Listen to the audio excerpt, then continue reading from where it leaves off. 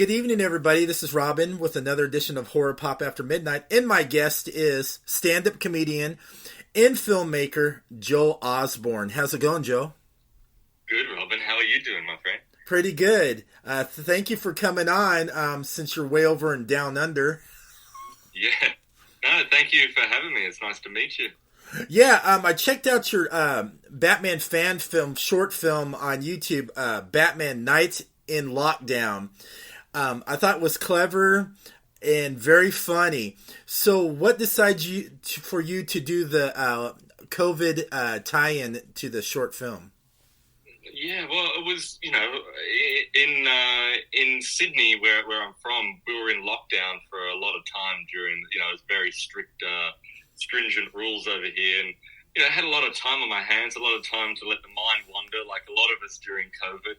And it was interesting because a lot of us, we couldn't do what we wanted to do, right? So, like, I'm a stand-up comedian, so, people weren't allowed to even go outdoors, let alone perform.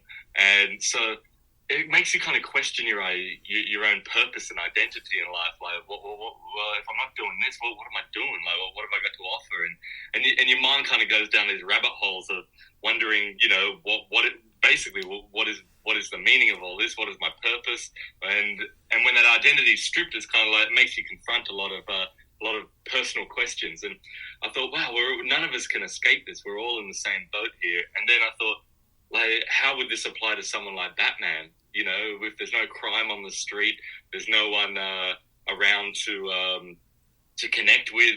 And then I thought, well, a lot of people are under financial duress during COVID as well. And I thought, well, what if, Batman lost all of his wealth and, was forced to face a lot of internal questions about identity and purpose. And so that's where the initial idea came from. And I thought, well, maybe I should write a script about this, because initially I always think in terms of comedy, like in terms of writing a new bit of material, comedy bit.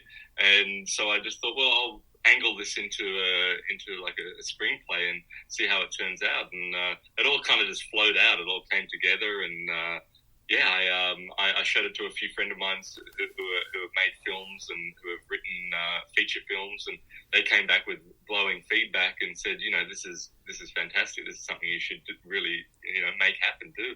So yeah, that was kind of the beginning of it, the birth of the idea of it. So how was it to wear the cowl and the bat suit? The cowl? Yeah. Well, the thing is, I initially went online and started looking up, because everything starts with the suit. I thought, if I don't get the suit right, this is going to be ridiculous. So I went online and found a picture of what I thought was a good cowl. And when it turned up in a plastic bag at my front door, I was thinking, I don't know how authentic this thing's going to be. I was expecting it to be in a big padded box. And when I opened it, the thing was just pathetic. It was like the worst looking. Like, I look like Ratman. It wasn't anything of any use. But for me, they always say the outfit starts with the shoes. Well, with the Batman outfit, the outfit starts with the cowl, I believe. If you don't get the cowl right, everything else is it doesn't matter how good it is. If the cowl's not right, it's going to look ridiculous. So I then did some research online. I always loved the '89 Batman film. Me too. Growing up, right. So that for me was like the ultimate film. So I thought, well, why don't I base it on the Keaton '89 Batman suit? Now, keep in mind, there's budgetary constraints during COVID as well, and also finding people that can make a suit, who knows? So I thought, well, like I said, it starts with the cowl. So I did a heap of research online. I tracked down Sean Reeves with Reeve Effects, and I just, like, from all the reviews I read and from what I saw of his work, I thought, well, this is where it's at. He's got, in my opinion, the best '89 cowl on the market with what he makes. So I even looked through all the comments on underneath the cowl that he put on Instagram, the photo of it, and one of the sculptor, because it was Vin Berman in the UK. She was the original person that sculpted the actual cowl and oversaw the making of the full suit. It was Bob Ringwood that created the design of the suit, but she was actually hands-on, and she wrote on it, "This is even better than the '89 cowl that we had, as there's no seam down the back." So she was really complimentary of Sean Reeves' work there. So anyway, I contacted Sean, told him I'm in Australia, and during COVID, it just took forever for stuff to get sent through the mail. But eventually, it arrived, and the thing was too, he had made it from an original mold of the '89 stunt cow. Oh, nice. Stunt cow. So all those cows were the same sizes, and I was just praying, fingers crossed, I hope I have the same head dimension as Keaton, because like if my head's too big, it's going to look ridiculous, and if it's too small, it's going to look stupid. So I put it on, and it just matched perfectly. I was like, oh, thank goodness. So from then on, I made the rest of the suit basically from EVA foam, a heat gun, and plastic dip, and just created this whole the whole suit by hand. But really, that's pretty cool. I also like the fight choreography in it too. It was real great, and you had Dimitri, who was the stuntman in the film that you fought with. And I love all the action scenes you did with him, especially when you did that how you did that famous Keaton turn with the cow where you're like, where you can't move your neck and you looked at him and you just grabbed him up. The fight scenes were just phenomenal. Yeah, well, thank you. Yeah, I wanted to make everything like realistic in this film, especially like with the fight scenes too. Like I've done a little bit of martial arts and Wing Chun in my past, and the guys were far more advanced than I was. So it was kind of fun to kind of talk it out and figure out, okay, these are the points that I want to hit. How are we going to achieve this best? And they were great. They were like really, really professional. Like they're like, yep, you can lift me up. You can, don't headbutt me for real, but go in for the fake. And I was really concerned because with one of the stunt guys, as you know, is when Batman gets him and throws him up against the massive sort of roll down door, and lifts him up and then brings him forward and headbutts him. I was really cautious of not wanting to spike him with the cow ears, right? So I'm just having to be really, really careful on that. But that scene worked out, and then the scene when Dimitri does one of those roundhouse kicks at Batman's head, and I had to really trust him on it. He said, look, I'll aim this so it's just like, a matter of inches in front of your face, but just trust me on this one that, and you just step back just, like a half an inch and it'll look good on camera. And so I'm trusting this guy doing roundhouse kicks at my head, but his accuracy was spot on. And also the moment when I kick him when he's down on the ground, and we were really happy with the way that turned out. Like he cocks his head back, and I honestly thought that he hit his head on the pavement. It was that realistic. But yeah, it was fun to actually work with professionals. I'm by no means a professional, so it was sort of like, just put me in there, tell me what to do, and we'll bring it to life. Yeah, that's pretty great, and I love how you narrated Batman's thoughts, and when Bruce Wayne and Batman lost everything because of the COVID, my favorite scene was the part where you had the Batmobile and you were getting ready to sell it to this redneck, and he wanted to take it for a test drive, and he was trying to do all these things trying to get it, and you're like, no, yes, it works. No. It's like he's kind of it's kind of that contained frustration that Batman has. This guy is asking mundane questions, and it's good, it's all good. He's like trying to really hold it together under this sense of duress, having to sell his prized possession to this redneck tire kicker. But that was probably like one of the most far-fetched scenes. Like, with a lot of this, I wanted to maintain a sense of credibility with Batman. I didn't want to make him goofy or make him make him idiotic in any way. I wanted to maintain that, although he's having absurd situations happening to him throughout it. I wanted to keep his character grounded, so that the whole so it didn't go into a farce, like where it became just kind of stupid slapstick. I wanted to, and in order to do that, I thought, well, Batman has to maintain his identity, and he has to hold on to that. He has a strong desire to hold on to his identity, because I don't know if you saw there's a behind the scenes talk that I give on it, and where I made a point in that of saying that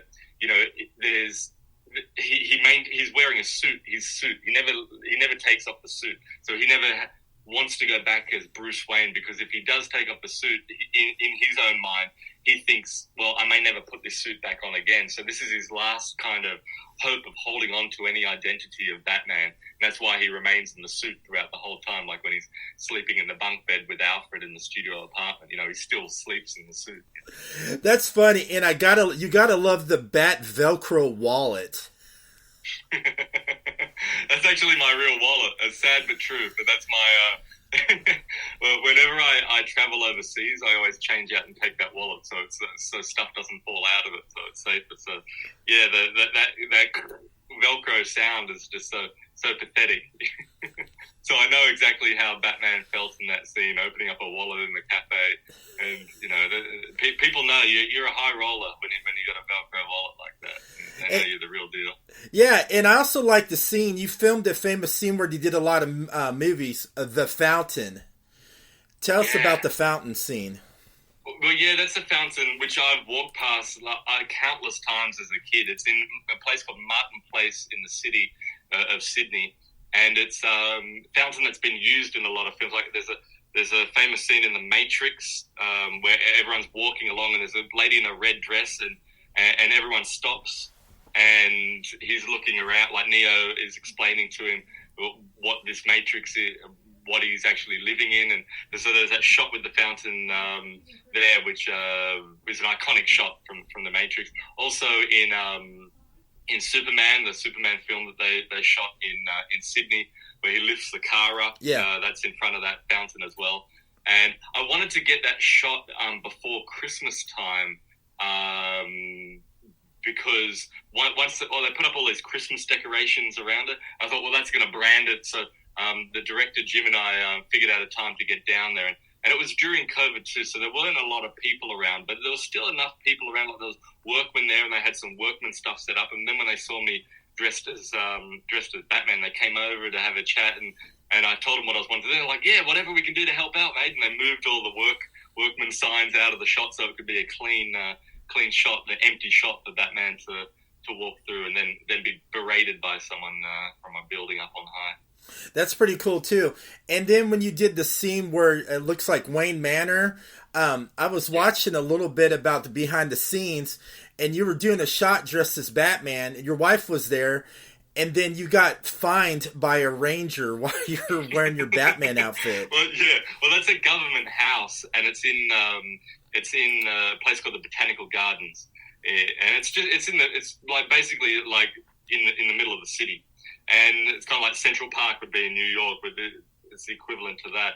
And I remember always walking past that building, and man, it looks like Wayne Manor. It's such a cool looking building. So that was the first shot of the film that we did. So we turned up there, and it was the gardens closed at 8. But the sun, because it was summertime, it was setting just before 8. So we had to really get the timing right for this shot to work. So we wanted it to feel like a kind of dusk, kind of nighttime feel to it. So we get there, we get it all set, ready to go, and then we see this ranger in the distance, and then we're literally getting ready for just to call action on the shot. And my wife's like, the ranger's walking towards us, and she came up and she's like, "What are you doing?" And so, well, we're filming. You got to have a permit to film here. And we're like, oh, well, we just wanted to get this one quick shot. And so anyway, as it turns out comes the clipboard, Batman. I had to get the Velcro wallet out. Out comes my credit card, handing it over. But we got the shot. We ended up getting the shot. So, in the end, it was worth it. And she was actually really nice about it all. But, it was great that we were able to get that one shot of Batman going up and looking through the bars of the outside gates of Wayne Manor. Him reminiscing on his time before he had to sell the place. Yes. And also, I love how you paid homage to all the Bat villains from the 1960s series, which is cool. The Joker and the Mr. Freeze looked dead on like the costume from the 60s. My jaw dropped with excitement. I go, that's Mr. Freeze from the 60s. Well, that's what I wanted to, and I'm glad that you appreciate it, Robin. And that's what I wanted, like people like me that are kind of a bit of a bat nerd, appreciating these finer details. And I wanted to make everything spot on. I didn't want to do it half-assed, like, that'll do. I wanted to. So I basically yeah, I went and bought a grey jumpsuit and got the bald cap and the makeup. But the most important was the breathing apparatus. Yes. I thought that has to be spot on for Mr. Freeze to work. So I went to this big hardware store that we have in Australia called Bunnings, and basically walked up and down the aisles just picking out stuff that I thought would work. I got some spray paint and took it down. My good friend Joe Casciotti, he's got a great workshop. He let me use his workshop to go down there and help me like bending the metal and putting it all putting it together and drilling everything together. But it was a lot of trial and error with a lot of the stuff in this. But it was during COVID, so I had the time, right? So I would sort of have these props that, just make it all myself. But I wanted to make it authentic, like the gloves that Batman has. It's a specific look with the 89 glove with the lines across the fingers and across the top of the fist. And so I found that and ordered it from the States and then cut it apart. Went to Spotlight, which is a material fabric store. Bought the faux leather. Got the EVA foam to carve it out, so it's like the fins coming out of the edge of the gauntlet of the gloves, and then sprayed it with plastic dip, and then got just basically but then the thing's flimsy, right? Like the gauntlet was flimsy on my arm, so then I got like sketchbook cover, the thin plastic that goes over the cover of like a sketchbook, and tore that off, cut it, and basically coiled that into the arm piece so that the arm piece had a rigidity to it, so it didn't look dodgy and sort of flimsy and cheap. So there's little things like that I'll just sort of be racking my brain over, like, how am I going to achieve this? How am I going to make all these costumes and props look authentic? So a lot of time and effort went into going into that, figuring it out. But I'm glad that you appreciate the attention to detail, because that's what I wanted. I wanted it to everything in it to look like it would be cinematic grade. I didn't want to do anything, half-assed in this. Yeah, in the short, I love how it was the twist at the end. I'm not going to ruin it for anybody that's never saw the ending. The ending was the twist, man. Especially when Batman got into the Uber. That was priceless. Yeah, you can talk about whatever. Like I assume that. Well, maybe people haven't watched it, so maybe I shouldn't ruin the ending. Yeah, don't. No, bugger it. Look, I wanted throughout the whole, because it's good to have all these like comedic moments throughout, but there's got to be a story arc and a desire of Batman, and what does Batman want, and what did we all want during the COVID lockdown, and things to get back to normal. I just want, and so I felt compelled to reiterate that throughout the film, like to where Batman communicates that I just want things to get back to normal. And then so that the only time you see him genuinely smile or grin is at the end when he's confronted with the Joker, and there's that smile of, all right, I'm back. Things are back to normal now. And I don't know if you know, this is so, like, I wanted to layer the short film with a lot of, like, on the surface, like, oh yeah, it can be enjoyable, but if I wanted to, because I love Bob Dylan's music, right? Yeah. And on the surface, I love just listening to him, and great songs. But if you dig a little, you can find all these little underlining information and details to and backstories to his music. Look, I'm by no means comparing myself to a poet laureate, Nobel-winning writer, but I wanted to layer this short film like that too. So at the end, when you see the final shot of him in the Batman in the laundromat, it goes to a wide shot.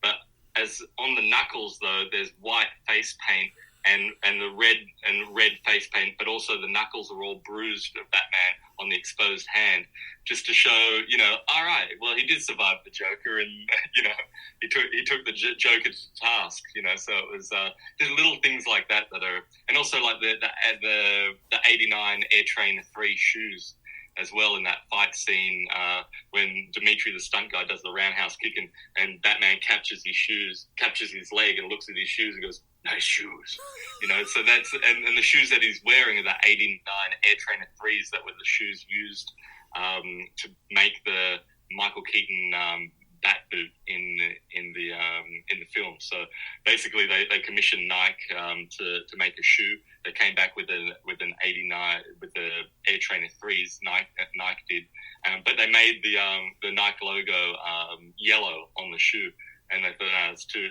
We can't be doing product placement that obvious. So the creative team making the suit spray painted it all black and then made Michael Keaton's boot out of that Air Trainer 3. So once again, that's just a little, like, it works on the surface. It's kind of funny, you know, Batman looking at this nice shoes, but also they're the same shoes that Keaton wore. So it's sort of, you know, just a little kind of nod to the 89 Batman there. Yeah, I watched a documentary about the comedian magician Maician Johnathan. He would do like crazy stuff, like put a gun to his chin, and when he shoots it, the bullet comes right out of his nose or mouth into a cup. Or he'll get like a knife and he'll cut himself up, just blood splurting everywhere, and you're like, what is this insane guy doing? I watched him growing up too. So in the documentary, you talked about when you were young, you were infatuated by him, and when you met him, he kind of thought you were kind of weird a little bit, and then later on, you guys built that great relationship, and then from there, he took you under his wing, you became his road manager, and he taught you the ropes. What was that like to be friends with Maician Johnathan? Yeah, it was. Well, it was great. You know, like I met. He was the first sort of comedian that I ever saw perform. When I was 12 years old, my dad took me along up into King's Cross, which is kind of like it's now been gentrified, but in Sydney it was like the seedy area with all the strip clubs and nightclubs. But there was also I was part of the Sydney Festival that year that Johnathan was putting on a run of a season of shows there. So I went along and saw and I was blown away. I'd never seen live comedy before, and I'd never been around like a packed like 500 people like that, just like dying laughing, like people literally hurting, holding their sides and rocking backwards and forwards laughing. And I was just like blown away by the whole experience. And I remember sitting in there as a 12-year-old kid looking up on stage thinking, that's what I want to do when I grow up. And there's a big difference between, you know, actually doing that, the belief of wanting to do it and actually doing that. And he was really popular in Australia. Like he would come out here a lot and do major theatre tours across Australia, and then he married an Australian, so he was coming out here a lot. So I got to know. I was just like an avid fan, turning up at his gigs and bombarding him with 101 questions all the time after the shows. And we eventually struck up a friendship, and he married an Australian Sandra, so he was coming out here all the time. So I got to spend a lot more time with him. And when I left school, he said, you know, you want to come to the States and be my tour manager? And I was like, yes. So I moved out to the States and toured across America. You know, that I got to, you know, see so many different towns that you'd never normally think of visiting as a tourist. And I got a great insight into the entertainment industry. And eventually we got a deal out in Vegas, and he ended up working out there. And doing sellout. He got a run. We got a residency at the Golden Nugget downtown. Now, no one had drawn numbers since Frank Sinatra downtown, and it was kind of like a wasteland at that point. And Johnathan was like the first comedian to come back to really inject life back into downtown, the first entertainer in a long time. And so people were coming down in droves from the Strip to see the show, selling out every night. He was named, Comedian of the Year, Entertainer of the Year in Vegas, and selling out every night. It was just, you know, it's a huge experience to live in the casino there and have so many friendships that I sort of that I sort of created as a foundation. Like during that time, a comedian who was actually his first week on the road, a comedian, Steve Byrne, from the States, and he ended up opening for Johnathan in Raleigh, North Carolina at Charlie Goodnight's, and we struck up a friendship and have been best friends ever since. That was over 20-something years ago. And he went on to have a big career, and he actually directed the documentary Always Amazing, the story of about that features Johnathan, the story of Johnathan and I. And it's available on YouTube for anyone to watch, and it's just a great insight into not only Johnathan's career, but also the friendship that Johnathan and I had over the years. And the great thing with Johnathan too, like, yeah, he was a comic magician, but he really created a whole kind of subgenre prop comedy and comic magicians are kind of seen as hokey a lot of the times, and it wasn't really respected. But Johnathan got respect not only from the magicians but also the comedians. People like George Carlin, as you'll notice at the beginning of the documentary, there's a voicemail message that George Carlin leaves for him, and there's and he had the respect of like Bill Burr. He was a huge fan of Johnathan's, and Bill actually wrote this or recorded a just really lovely tribute to Johnathan online that he released, and it was so it was great to see Johnathan had this respect from both sides of the entertainment industry there, and for me to watch him every night was just like the best crash course in comedy you could have, because not only was I watching Johnathan every night, the opening acts that then went on to have big careers as well. So for me, it was a real it was like the university of comedy, being. But look, and I'll tell you too, it wasn't a cakewalk working for Johnathan. He could be like Jekyll and Hyde, So it was a very a very big learning curve for me, continuously thrown into the deep end, as a 20-year-old sitting at the top of the Golden Nugget across from the head of entertainment, the casino president, the head of marketing and advertising, as a 20-year-old making demands on Johnathan's behalf. So it was because Johnathan hated going to meetings, so I would always have to represent on his behalf. But it was, just a great learning curve for me. I know, and then from there you became a stand-up comedian yourself. Yeah, it was like I started doing. Johnathan started off doing street performing, and other comedians that I admired, like Robin Williams and Eddie Izzard, they started off doing street performing, and we lived in Marina Del Rey in Los Angeles, and right near Venice Beach. So any chance I got when we were home from on tour, I would go down to Venice Beach and do street performing down there on the boardwalk, and that was a great place to really sort of grind my teeth and hone the craft. Doing performing for a bunch of bikers and drug dealers and and also the tourists down there. But it was a real melting pot of an audience down there on the Venice Beach boardwalk. So that was a great learning curve for me, and also eventually then opening for Johnathan in Vegas. My first time really performing indoors was in front of a sold out Vegas showroom, and that thankfully went really well, and that kind of gave me the confidence to go, all right, I got to go it alone here. I got to pursue this dream that I had as a 12-year-old kid to go out there and become a comedian. So that was where Johnathan and I professionally parted ways, and I took off to follow that dream, and luckily have been able to have done it ever since. But I got Johnathan to thank for pushing me in that direction. That's pretty awesome. So where can everybody find you on social media, what you're doing next, and where to find your Batman fan film? Sure. Well, it's called Night in Lockdown, as in Dark Night, Knight in Lockdown, and that's available on YouTube. And there's also the behind-the-scenes talk that I give. So for anyone that's interested in how I made this thing, I give a talk on how it all came together. And also too, I want to give a shout out here to Jim Hare, who directed the film. Like, without him, I couldn't have done this thing. Like, he's just a whiz, and it was just him and I making this Batman short film, and he made it look like $1 million. Like, we both went into it saying, we have to make this cinematic quality if we're going to do this thing. And he shot the whole thing himself. He edited it himself. He did the color grading, sound, everything. Like, Jim he's like a one man. Like, I compare him to like Robert Rodriguez, who did El Mariachi and Desperado. Like, he's like that. Just goes in and covers everything. And so when people see this, it was one thing that people have commented on the quality of the production value of it, and that's all thanks to Jim Hare on that one. So yes, Night in Lockdown and Jim does the talk with me as well, on the behind the scenes talk.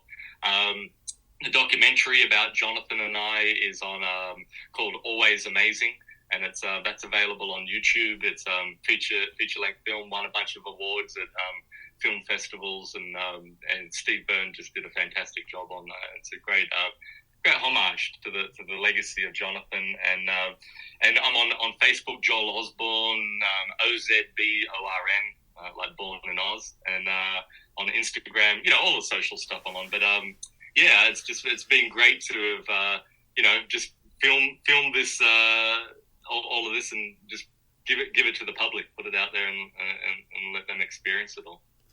All right, thank you so much for doing this. This was fun. Thank you. I appreciate it, Robin. And I've enjoyed your other interviews. I listened to the one with Carl Newman, who was Michael Keaton's movement double in the '89. In fact, Carl reached out to me. I shared it with Carl, and he reached out to me, and it was so nice to have such a positive response on the Batman short film from Carl as well. He was full of praise for it, which was so nice to get a nod from one of the people involved in the great '89 Batman film. Yeah, he was a cool dude. But also, yeah, he was great, and he'll be definitely listening to this when I post this on social media. Oh, great. No, I really like he did some of the most iconic work in that '89 film, and just him as a performer, as a dancer, as a performer, and as a person too. Like, you listen to his interviews on podcasts, and he just comes across as such a genuinely, decent, kind person, and with his and that was validated in his response to me that he sent to me. It was just such kind words from him. So it's great to get sort of recognition from people like him as well. All right, and everybody, thank you for listening to Horror Pop After